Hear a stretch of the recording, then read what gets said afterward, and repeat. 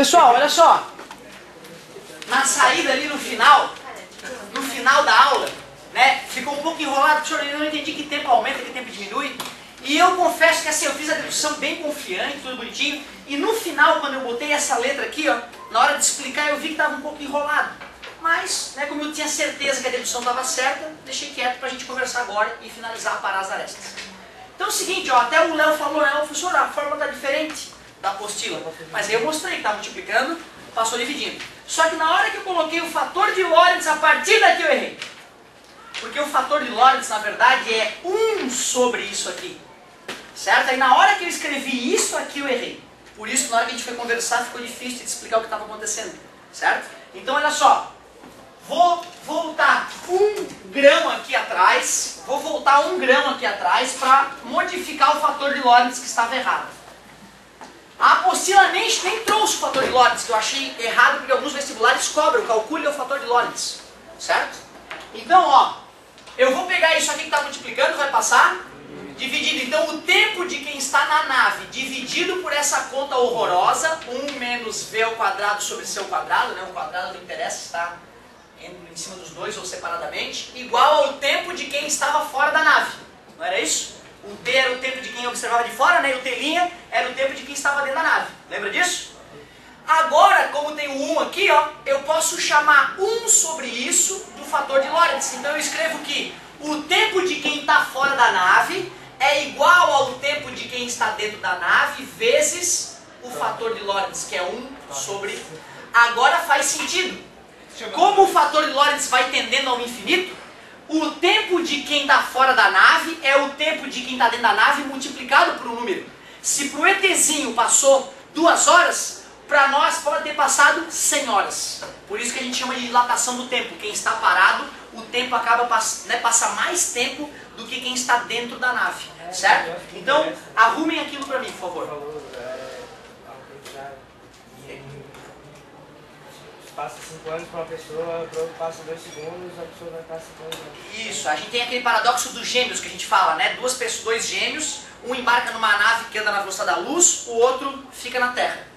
O gêmeo que embarcou na nave na velocidade da luz, ele vai até a próxima Centauri e volta. 4 anos e meio luz daqui até a próxima Centauri. Ele vai demorar 9 anos, né? Certo? Então eu vou ficar esperando meu irmão gêmeo 9 anos. Só que o meu irmão gêmeo que vai estar na velocidade da luz, o tempo praticamente não passa para ele. Vai demorar meio segundo para chegar, meio para vir. Quando ele voltar, ele vai estar... Hã? Não demora 9 anos. Não, para quem fica.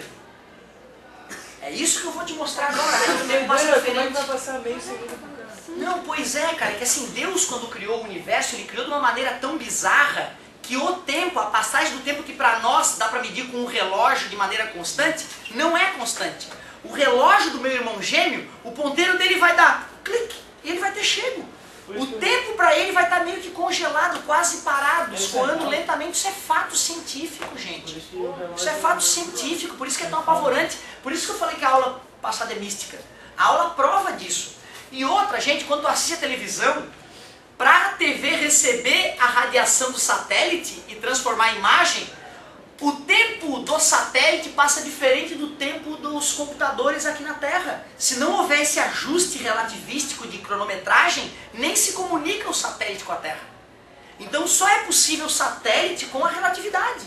Sem a relatividade nós nunca teríamos colocado o satélite em órbita, porque na hora que ele está sem órbita ele ia ficar tão veloz que o tempo dele ia passar diferente do tempo da Terra e os computadores iam parar de se comunicar.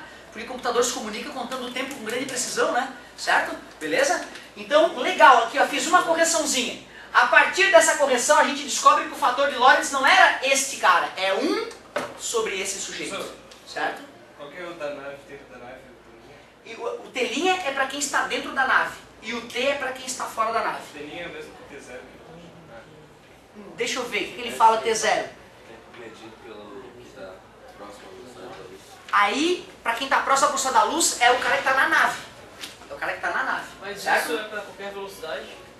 Na verdade, isso é para qualquer velocidade, para todas as velocidades. Porém, se tu for calcular para velocidades de 50% da luz, dá um valor ridículo de diferença. Esse é uma função exponencial. Ela tende ao infinito na hora que tu está chegando lá a 99,99999% da velocidade da luz. E a 90% é uma diferença não tão grande. A 80% é uma diferença relativamente pequena. E eu vou calcular agora para vocês essa diferença. Tá, o gama é o fator de Lorentz. Agora eu vou ajeitar aqui o final. Já que a gente já tinha feito a dedução, né, eu só preciso ajeitar esse finalzinho aqui. Ó. E olha só como vai ficar melhor, já que a gente definiu o fator de Lorentz. Como sendo 1 sobre, certo? Ó, isso aqui que multiplicou o T', que é o fator de Lorentz. É 1 sobre a raiz de 1 menos V ao quadrado sobre C ao quadrado. O que é C? No vácuo. E o V? Desse objeto que a gente está analisando, que no caso era a navezinha. Beleza? Olha que legal. Para calcular a dilatação do tempo para quem fica, né? Dilatação temporal, ou do tempo.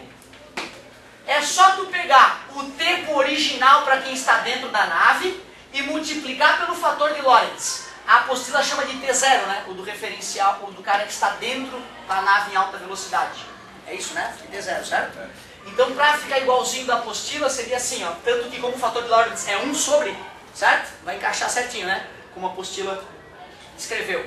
Depois, dilatação. O que mais que eu te falei que dilata? O que mais que dilata? Por que um corpo não pode aumentar acima da velocidade da luz? Porque a massa dele, infinitamente, não é isso? Então a dilatação da massa. Quem está de fora da nave vai achar que a nave tem uma massa maior do que a massa verdadeira dela. É o m0, a velocidade inercial da nave, vezes o gama. E quem é que encolhe? O espaço, parabéns, o comprimento. Então, contração do espaço. Esse negócio da massa aí é outra prova que a luz não é partícula.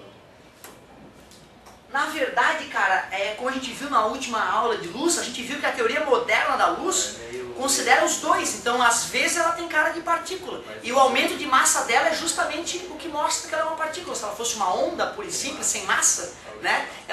Sim, a luz tem massa. O fóton tem massa. Hoje a gente consegue calcular a massa do fóton. Certo? E tende ao infinito. Por isso que, né, chega lá. Se tem massa, então não é infinito. Como? Se a luz tem massa, por que a massa é infinita? É que na verdade é o seguinte, quando a gente fala em massa, a gente tem que pensar na massa do fóton em alta velocidade, porque o fóton parado ele não tem massa.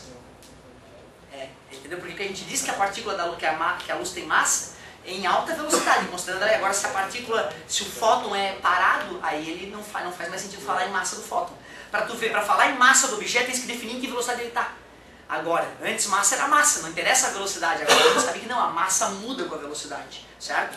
Galerinha, para calcular a contração do espaço, eu pego o espaço original e divido pelo fator de Lorentz. Então, ó, calculado o fator de Lorentz, calcular o quanto tempo passou fora ou dentro da nave, qual é a massa para quem olha de fora ou para quando a nave está parada, ou qual é o comprimento da nave, acabou, ficou ridículo. As fórmulas ficaram todas tranquilas, ó. Por isso eu gosto de fazer através do fator de Lorentz.